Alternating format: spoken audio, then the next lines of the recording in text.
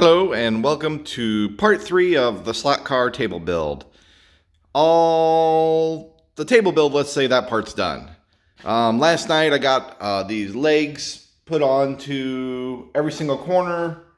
And this board right here is going to be a shelf to hold a bunch of extra parts and stuff. And I got the whole thing painted in gray, the same color as the garage, just using that big 5-gallon bucket. And it looks pretty good all painted gray. Now the next part is, to start laying out some different tracks and designs and everything. These are the 125th cars. And, they're pretty big on the table. So that's why this thing is so huge, and, normal Matchbox size cars, about this big. So, lights. That one has sirens on the top, brake lights, all sorts of fun things.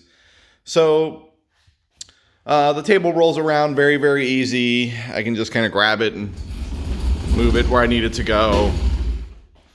I can rotate it in the garage. I can stuff it hard near the corners, plenty of room. So, I just want to give everybody an update of the legs all secured and painted. And now I'm going to start working on some different track designs. And then once we get some track designs, I'll work on some power, to spread the power out, to make sure it has equal power all around the track. And then we'll start working on some buildings and some, lighting and some landscaping and making it look kind of neat like a racetrack. Try anyways.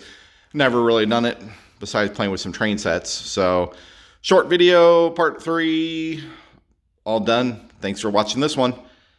Catch you later. Bye.